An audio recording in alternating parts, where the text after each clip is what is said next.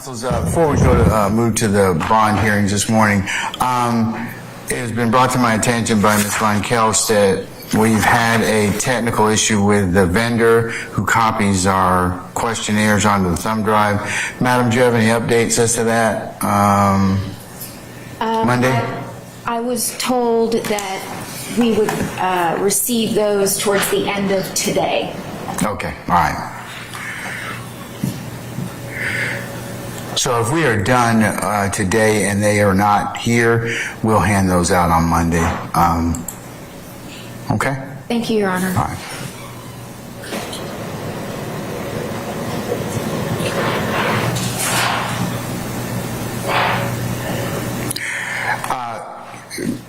Carrying forward with that, Ms. Von Kelch and Mr. Randolph, have we copied questionnaires 1087, 1154, and 1157? We have, Your Honor. All right. Councils, if you go ahead and if you'll come up, send a representative up, you can get those particular questionnaires as you see fit right now.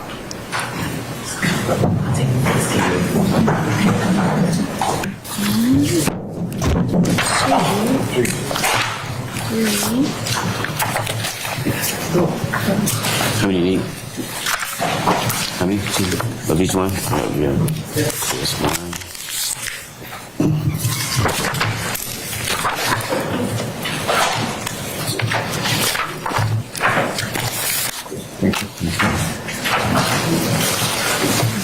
How you doing? You're welcome. How many?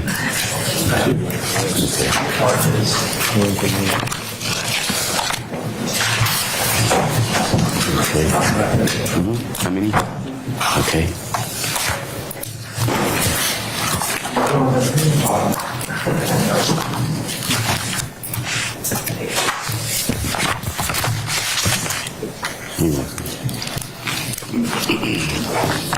How's it going? You are.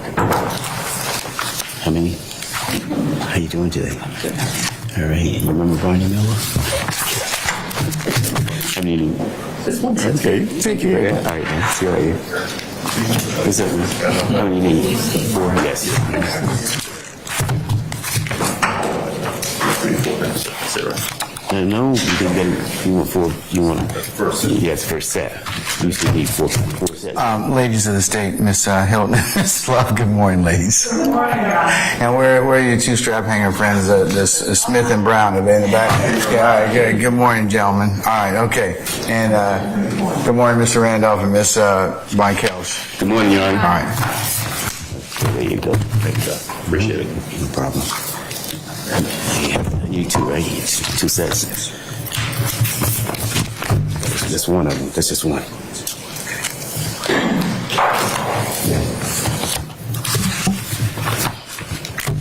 Thank you, sir. And for the state, right? Yes. No, no problem. I was just going to ask her. That's one right there. I was getting ready to go to Miss Love and say, I'm going to get you.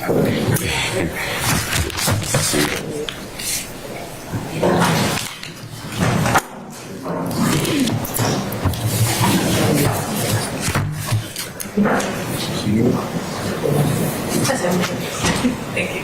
Thank you, sir. You're welcome. Hey, everybody has one. Everybody has one. Oh, good. We just leave it. Okay. I just need some laptop. So I'm just going to move it that way. Thank you, sir. All right. Thank you.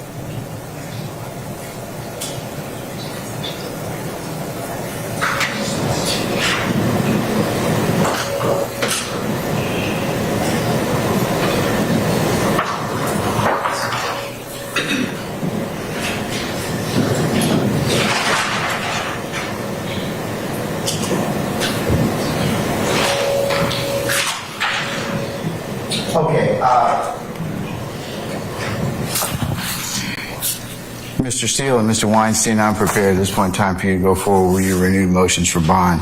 So, Mr. Steele, do you want to go ahead and begin, sir? Yes. Since I know you need to be someplace else. Of course. Okay. All right, go right ahead then, sir.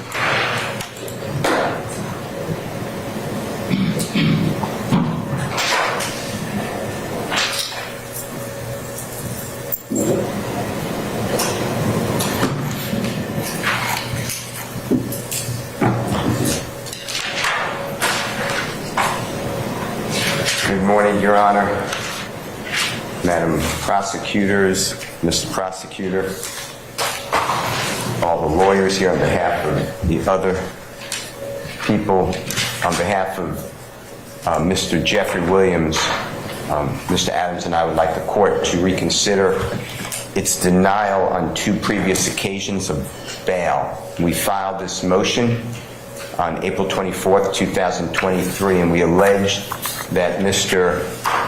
Williams has been in custody since May 9, 2022. It's the date of his arrest. As the court previously heard, and if you need me to go over it, I will, but I'm assuming that this honorable court remembers the previous bond hearings and all the witnesses and exhibits that we placed before the court. I do, sir. I assumed you did.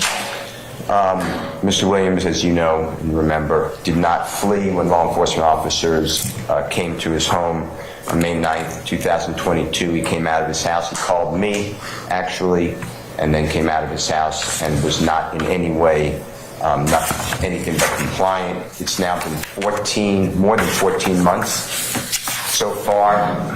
As the court may know and remember, the only potential nutritional foods consumed by Mr. Williams since May 9, 2022 include carrots, rice, lettuce, beans, and hot dogs. He mostly consumes products which have absolutely no nutritional benefits, which are M&Ms, chips, other processed or artificial bagged chemical substances. The lights, as the court may remember, in the small, isolated, solitary cell that Mr. Williams is housed in an off-site county, the lights are always on. They are brighter than the lights in this courtroom. So sleeping with bright lights in his face all the time, if he can get to sleep, and that is a form of torture which is not compatible with necessary restoration, restorative sleep required for Mr. Williams, who is a person on trial and needs to assist his counsel. Your Honor, this lifestyle for the past 14 plus months has caused physical harm to Mr. Williams. As the court recalls, he was taken to the hospital. If the court does not know, and Mr. Williams gave me permission, it is for his kidneys. Mr. Williams was raised in total poverty. He is used to not seeking medical help because he could not afford same when he was injured or hurt. But he comes in this courtroom every day, writhing from pain from his kidneys. The kidneys removes the waste and extra water from the blood, evacuates through the body, through urine to maintain balances of the body's substantive fluids, to keep proper balance and levels of potassium, calcium, and sodium. The diet consumed by Mr. Williams endangers his health. Pretrial incarceration, Your Honor, is not supposed to damage a person's mind, spirit, or body. It is not for punishment. And this physical incarceration for such a long period of time, and the trial is estimated to last 6 to 9 months, and that's a considerable amount of time. The court has always said, I will put you on trial right away. I'm very aware that I denied bond to your client, and we appreciate that. We filed demand for speedy trial statutorily and constitutionally. But it is still a long time. As the court may notice, takes note of Mr. Williams, he has gained tremendous weight. If he's weighed now compared to the time he weighed on May 9th, you will see how much weight he has gained. He does not fit into his clothing anymore. He has all new clothing, and this is a problem caused by the kidneys and the lack of nutrition and exercise. Your Honor, the support for the community is still here with Mr. Williams. It remains here, as I previously showed this honorable court, to a packed courtroom. There are people who have not wavered at all. His family is all from this area. They love him and devoted to him. I speak with them weekly, if not more. His friends have stayed with him. Co-workers of Mr. Williams in the music industry. One is a gentleman who is on your screen in courtroom 8H, as in happy. His name is Jeff, which is Geoff, Ogunlesi, Ogunlesi. He has flown across our country to be here today when he found out that this honorable court set the hearing on Tuesday. He is in, if you need him, he is in courtroom 8H, and he will speak to the court if needed. There are professionals of the highest, officers of publicly traded company, the record label, that are on your Zoom. Mr. Kevin Liles, Liles, and he authorized me to tell you that he again embraces in total his previous sworn live testimony before this honorable court, and he stands by it with all of his power and might, and is willing to answer any of your questions that you would have with the prosecution for bond for Mr. Williams. Within this past month, Your Honor, Mr. Williams released a record. It was Your Honor, I'm going to object to this proffer or clipping or this portion of it as irrelevant to a bond hearing. I can answer that if I need to. It goes to his employment and his steadiness, employment in the industry, and in this trial at this time. He has still maintained total employment, and he's still active. Okay, all right, I'll allow it. He is the number, that record, Your Honor, became the #1 rap record in Objection, Your Honor, if I may finish my objection to as to What's the basis? Relevance? I'm going to overrule the objection this time. All right. Is the #1 rap record. Let's move on, Mr. Steele. I understand it. You've convinced me that he's employable. So.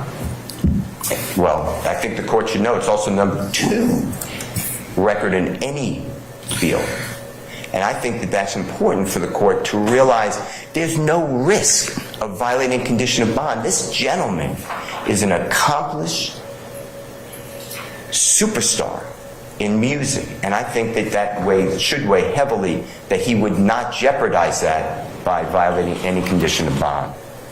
Your Honor, America's justice system is built on the presumption that bail should be granted if there are any conditions that can be factored to ensure that the community is safe, the person does not pose a danger to the community, witnesses will not be intimidated, there will be no obstruction of justice, the person will not, in this case Mr. Williams, will not commit a felony or any crime, it says felony, but any crime while out on bond, and that Mr. Williams will appear in court.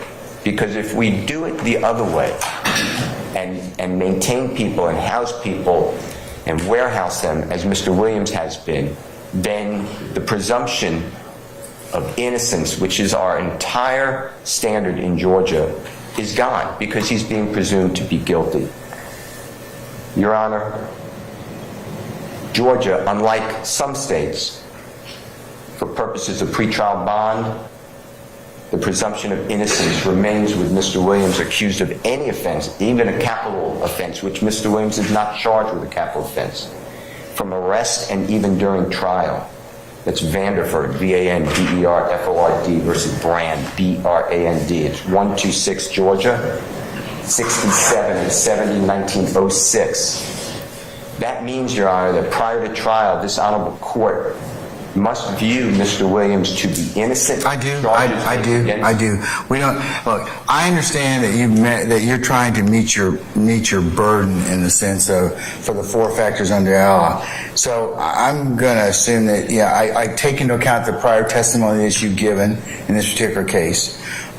Is there anything that you want other than the updated issues as to the as to his record release recently and employability. Is there anything else you want to augment that with? Yes. And then I'll let the state respond and, present anything they may have to the contrary. Yes. Okay? I have seen, and I've been here for every bond hearing except one, Mr. Miles Farley. I was not present for that. And I've seen this honorable court deny every person's bond who's in this indictment. But then, 7 months later approximately, I saw the state who called all these people that they are danger to community, they cannot fashion this honorable court cannot fashion any conditions of bond that would permit bond to be granted. And then 7 months later, the prosecution for 8 co-indictees offered, and this court accepted, negotiated pleas of time served. I can't wrap that around my mind. What does that have to do with your case and your bond? I mean, each individual defendant is on his or her, in this case, their own merit. So why does that have anything to do with you? Because I don't believe that the proffers Your client, I should say. it's fine with saying me, but I don't believe that the proffers you're getting from the state are accurate. They have been proven to be inaccurate.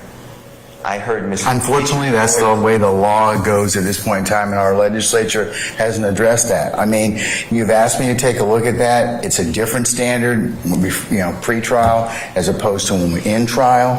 So, I mean, I understand that. I know you'll probably review that at some point in time, but at this point, I'm stuck with what I'm stuck with in terms of the legal posture of what the Constitution and the case law allows me to do. There is no case that says that there's a difference between pre-trial and in-trial. That is not accurate. In terms of the standard for motions and requirement for witnesses and live witnesses, should there be? I misunderstood. I thought you were talking about bond law. No. Okay. No, sir. But you did grant bond. I was not present, but you did grant bond for Mr. Miles Farley. And there has to be a way that On the individual circumstances of Mr. Farley. Mr. Williams I have to judge it on his particular circumstances. I'm judging on Mr. Williams. I think Mr. Williams is more than bond eligible. Your Honor, we still have the same officers willing to supervise and surround a home that will have no electronics and no visitors. There will be no computer, no cell phone, and law enforcement officers outside of the house. We will pay for transportation to and from the courthouse. Otherwise, with an ankle monitor on his person, he does not leave that home.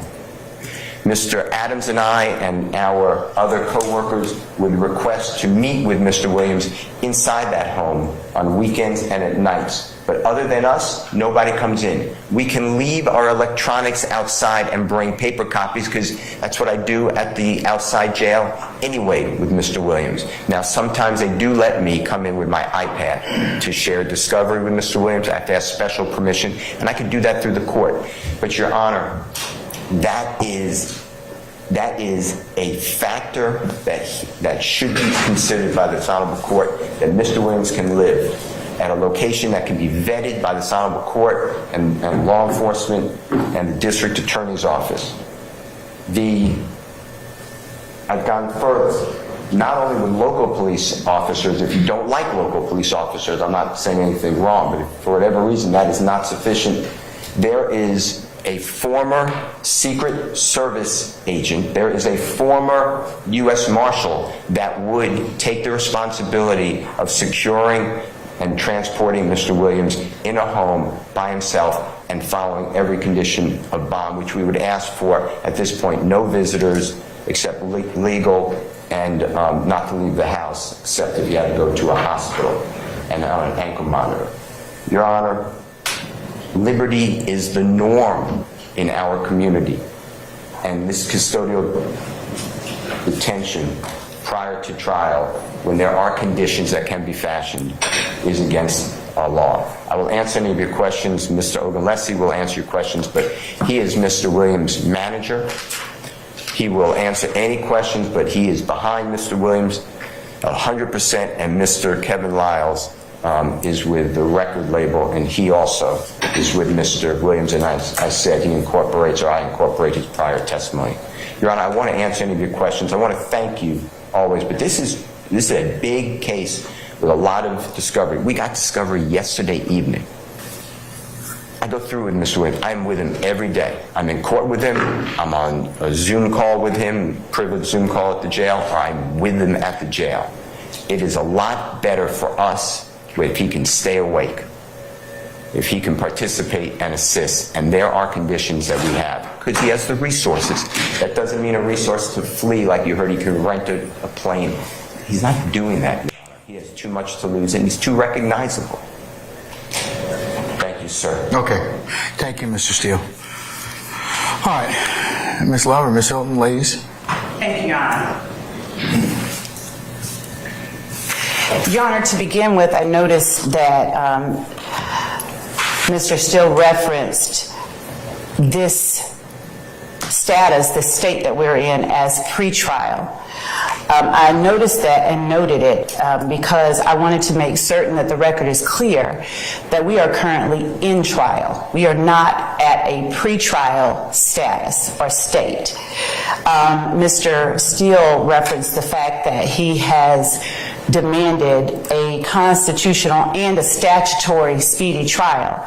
And Mr. Steele also referenced the fact that the court promised or guaranteed that his client would receive one, and in fact, the court has upheld that promise and we are in trial.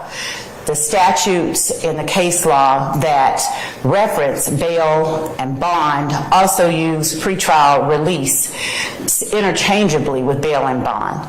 And so I just wanted to point out that we are currently in trial. Also, Your Honor, since the time that this court first found that the defendant poses a risk of committing additional felonies and poses a flight risk, there has been no change in circumstances beyond what Mr. Steele has described as the defendant's discomfort, his dissatisfaction with the food that he is given, his choice to only eat certain foods that are provided, and that's it. Using the rationale that Mr. Steele employs, it's tantamount to being unconstitutional to confine anyone, given the description that he has made of his client's circumstances and his assertion that every person should have the right to be free from those type of circumstances. I want the court to take note of the fact that the legislature, in enacting the statute for which Mr. Williams is charged, said that they wanted to make certain that the community is free of intimidation and threats caused by criminal street gangs, understanding that the state has the burden of proving all of the charges alleged in the indictment at trial. We are at a position, however, where we can point to circumstances that reflect that the defendant poses a significant risk of committing additional felonies. These acts that the defendant has committed go very far back. They include acts of intimidation during the time that his brother, Your Honor, I am proffering as an officer of the court. Yeah, let her finish, please, Mr. Steele. I apologize for posing objections. What was the basis? It goes against the law for presumption of innocence. This is the charges in the indictment which the court has to presume innocence. It's an improper argument. I believe it's just her proffer. I understand the legal requirement, and your client is presumed innocent. But I think Ms. Love is proffering how Mr. Williams is or continues to be a danger to the community. Thank you, Your Honor. Using the irrelevant information, it's the indictment. That's what Ms. Love is referring to. It is not. I don't think she's referring to the indictment. I think she's referring to acts that she claims will support the issues of bond. Bond is different from trial on the merits. I understand that. I listen intently, and this is the indictment, and that's what Ms. Love just stated. It's the charging document, but I mean, but I understand, Mr. Steele, that it's different. Your state has the burden. Bond is different than proof at trial. I understand that. Do you have any further objections, sir? The 401 and 402 relevance is relevant what she's saying. All right, I'm going to overrule the objection. Go ahead, madam. Thank you, Judge. The defendant, as far back as the time when his brother, Mr. Greer, who was before the court earlier this year, was initially set to be on trial, was one of the witnesses, and in fact, a person very close to the defendant, called the police and indicated that the defendant had messaged her, "Snitch hoes get murked, them and their kids." Is this Mr. Williams you're referring to? It is. I did not get that. Snitch hoes get what? Murked, M-U-R-K-E-D. Get murked and what else? Murked, them and their kids. Okay, I got it. Your Honor, in 2015, Mr. Steele may present the objection that this is part of the indictment, but I can play the actual video where the defendant proclaims, "So, people lie to their mama, lie to their sister, lie to their children, and then want to get in court and tell the God's honest truth. You need to be killed, bro. That's from me and YSL." Those were his words. Judge, the intimidation factor and the risk of committing additional felonies that the defendant presents is not small. I know that you have heard proffers from prior prosecutors and you've heard evidence in previous bail hearings regarding witnesses' representations as it relates to this defendant. I can state, having experienced them myself, that the witnesses have expressed extreme reluctance. One said, with fear in his voice, "He's different now. He's not the same. He moves like a man with millions of dollars behind his name." And in fact, the circumstances presented to you by Mr. Steele in both this hearing and in previous hearings reflect a similar sentiment. He moves like a man with $1 million behind his name. His hands won't get dirty, but people will enact his wishes. Since the time that we have been in this trial, we have seen it was captured on surveillance footage from inside this courtroom. One defendant who was on trial with this defendant bring to Mr. Williams Percocet in open court. Since the time that this trial has begun, we have had no less than 20 incidents, involving various crimes from drugs, shanks, and attacks being committed while the people who have been charged in this indictment are in fact confined. We have recordings of persons who are charged with Mr. Williams reaching out to other parties on the indictment, requesting permission from Mr. Williams to do harm to an opposition member who is in jail with the calling party.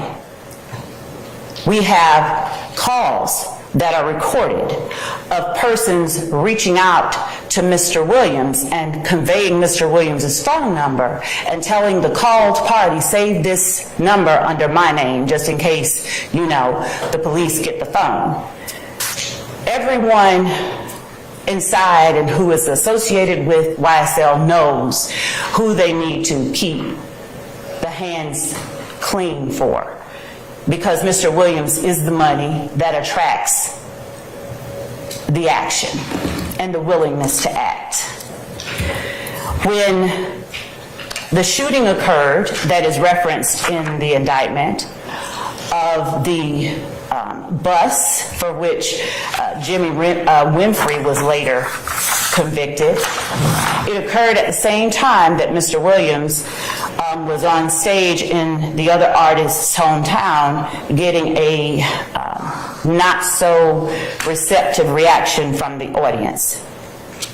Your Honor, in 2015, of course, the court is aware that the state alleges that Mr. Donovan Thomas was killed as a result of conflict with opposition members, and that the vehicle, we do and can state that witnesses state that the vehicle that was used was one rented by Mr. Williams. We have proffers from persons who have pled, who have said that Mr. Williams then gave everyone money to get out of town that same night.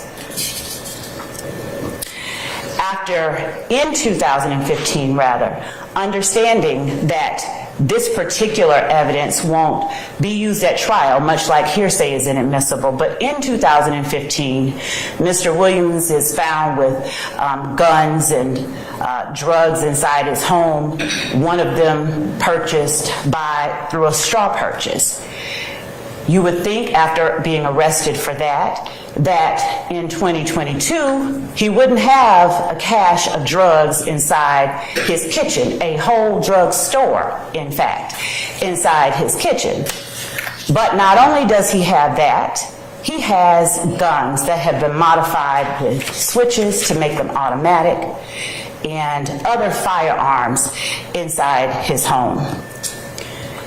The person who is listed on the indictment, Mr. Jamari Holmes, as a victim of murder and for which Rodelius Ryan and Damone Blaylock were convicted, those persons, after the killing, placed on social media something akin to slime over hose.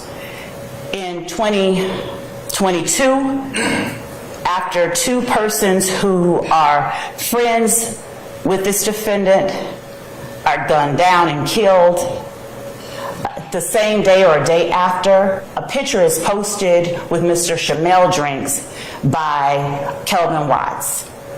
And the picture has a zipper face over it and two black shells underneath. A day or two later, Chamel drinks is gunned down. The defendant is charged with being a leader of YSL. The legislature made a point of carving out a separate and additional statute for one who is the leader. Because though the leader may be the one that associates want to keep the hands clean for, they are the ones with the most influence. Jurors have come in and expressed or have shown themselves to be unwilling to be truthful out of fear. Witnesses are afraid and intimidated. I don't know about the jurors, but the witnesses, the only ones I can listen to in terms of proffer what you're telling me at this point in time that you've actually interviewed. So yes, I'll make that clear. Thank you. All right. Your Honor, even after, again, being arrested and having been found with drugs and guns in his home, the defendant in DeKalb County is stopped and found with drugs and guns.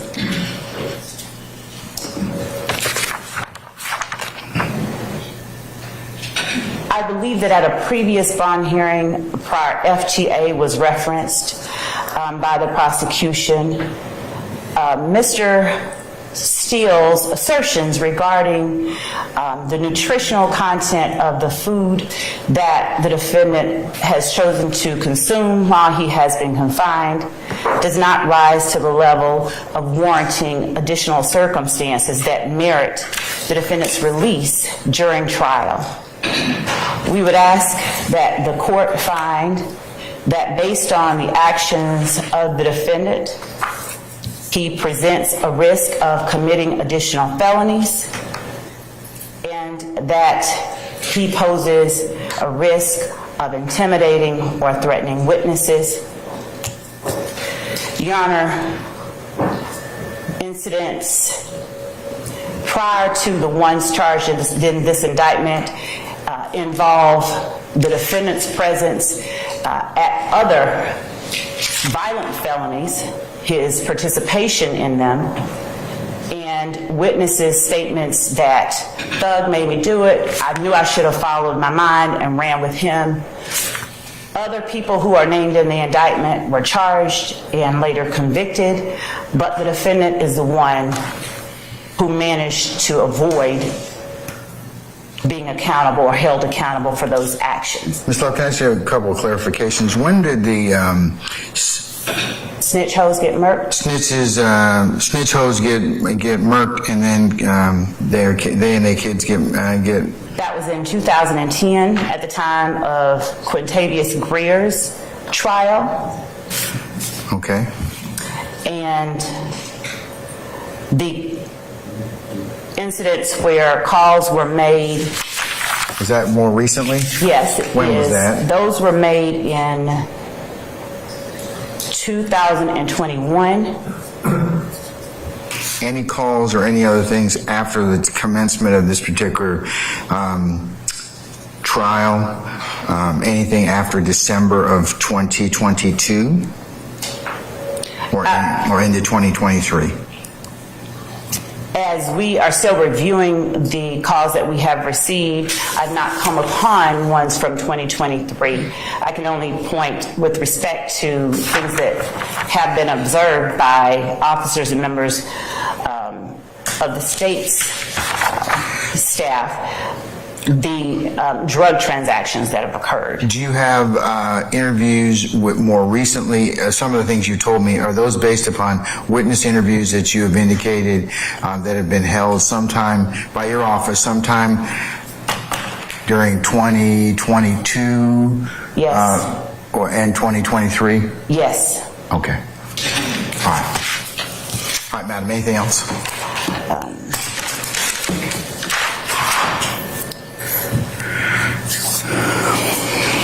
Not at this time, Your Honor. Okay. Thank you. All right.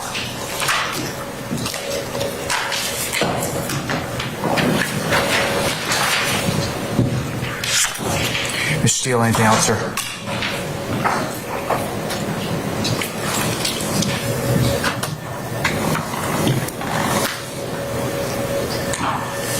Your Honor, I reject the proffer. I would ask you to order the prosecution to hand to the court and to Mr. Williams' counsel, snitch hoes get murked, then their kids in 2010. That did not happen.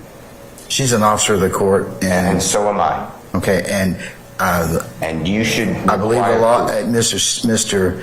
Samuels attempted to, when he was involved in this case, to have me do that, and the law doesn't require me to do that. Your Honor, if you rely on that, you should know what you're relying on. It does not exist. Calls made in 2021, it's a wiretap that they may be referring to. Mr. Williams is not on a wiretap. I've listened to every call. Okay, well, I'm going to give that less weight than I would the conversations that Ms. Love has had with recent witnesses in 22 and 23. Let me give you something out of discovery. Mr. Eppinger's mother said that Jeffery Williams ruined her son's life, recruited him into this YSL criminal street gang, and led her son down the wrong path. Mr. Eppinger's mother is mentally ill. She's never met Jeffery Williams, and her son never said that. That is the type of information you are being given today to rely upon. Ask the state for the proof. There's no problem. You'd ask me for the proof, and I'd say, here it is. Your Honor, this conversation that Ms. Love wants to have about the legislature made it different for leaders, she does not cite any provision of law, because it doesn't exist. Bond It's not really relevant for my bond determination at this point in time in terms of, I mean, it's still, I have to look at the all the factors, and that's my principal guiding foundation. But aren't you concerned at some point, Your Honor, that you're being told misrepresentations? At some point, do you just think... If that's the case, then there are other remedies for this court to undertake and other bodies that this court can refer those matters to. I have to take your proffers that you tell me as counsel, when we all go through a very lengthy licensure to include a professional ethics MPRE examination given in tandem with our licensure as lawyers. So I think most people take that pretty seriously, because to lie to the tribunal is pretty serious. So if I find that out later on, I'll make the appropriate decision. And Mr. Williams will still be potentially rotting in jail. The point, the rubber has met the road, Your Honor. I'm telling the court, I'm imploring the court to, if you're relying on that proffer, please ask to see the evidence. Going back, every other term used here is in the indictment. Those are the allegations. The state wants to turn it upside down and say, well, just presume that this happened. Presume now a search that was illegal. Let's presume that as well. The failure to appear, what they didn't tell you was there was no notice given. It was a speeding ticket that got dismissed. That's the failure to appear. Your Honor, you are being given information that is not appropriate. I'm telling the court that Mr. Williams, I would not come before the court. It's the third time. Mr. Williams can have a bond with whatever conditions the court needs. It will just be the right thing to do under law, under IALA, which is AYALA. I'll answer any of your other questions, but the tour bus, Mr. Williams was, Mr. Love rather, put Mr. Williams in that. Mr. Williams was out of state. He was not charged in Cobb County, and there's a memo from the Cobb County District Attorney. He's now a Superior Court judge, the Honorable then District Attorney Reynolds, saying there is not enough evidence to charge Mr. Williams in any crime involving the tour bus shooting that involved a gentleman who performs under the name Little Wayne. That's what you're being told, though, today, that somehow Mr. Williams was involved. And I'm telling you different. All right, sir. Thank you.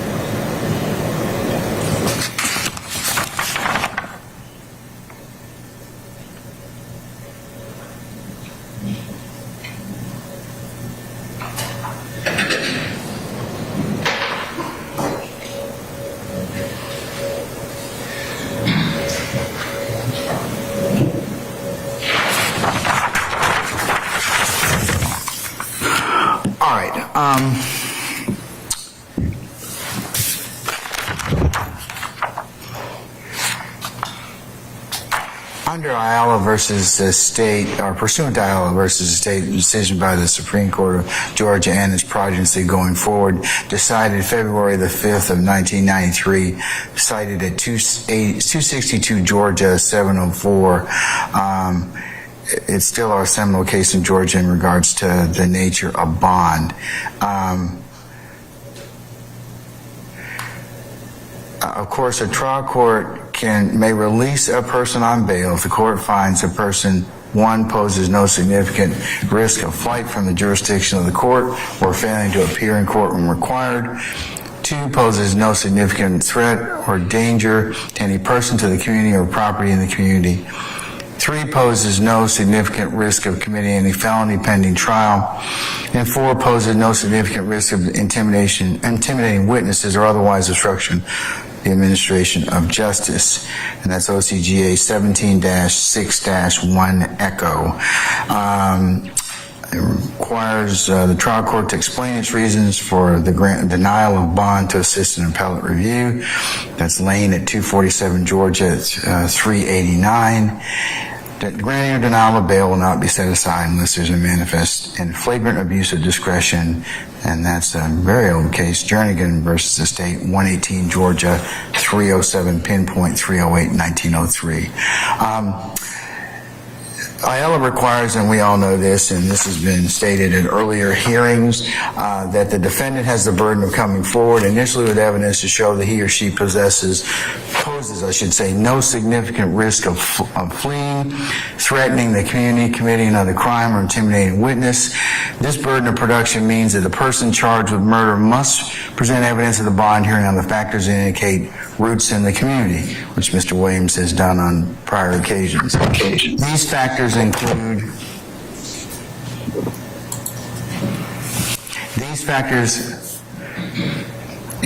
the defendant's length and character of the residence in the community, employment status and history, past history of responding to legal process, and prior criminal record. Court cites Lane 247 Georgia at 388. Once the defendant meets the burden of production, the estate may present evidence to rebut it, and then the court goes on to say that this is proper to place the burden of production on the defendant. So at that point in time, once that occurs,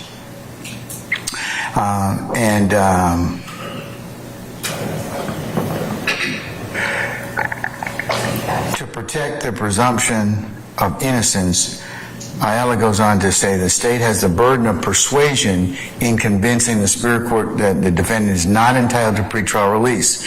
This requirement means the state has the burden of proving by preponderance of the evidence that the trial court should deny bail either to secure the defendant's appearance in court or to protect the community. Depending on the quality of the defendant's evidence, the state may not need to present any evidence to carry its burden of persuasion. So I have determined in this case that Mr. Williams has in fact met the preliminary standards to show that he has ties to the community and roots in the community. And I find that his employment status and history are sufficient.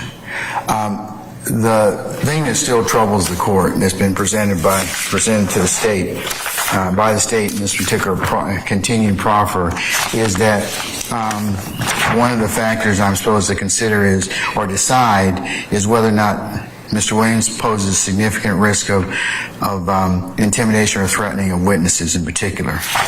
The state's proffer of recent conversations and interviews with witnesses in this case, attributing conduct to Mr. Williams, asking for permission to harm others.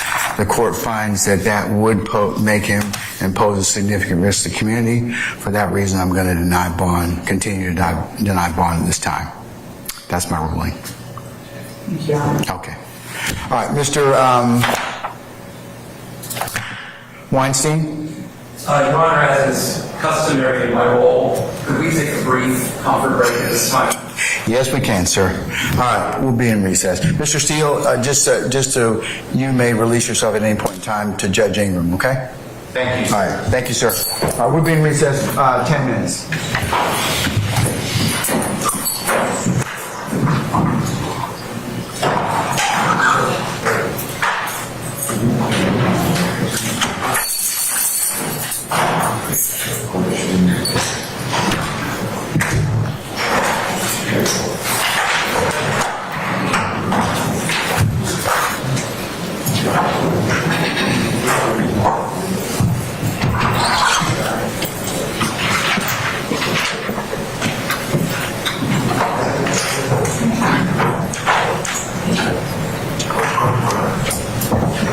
Thank you.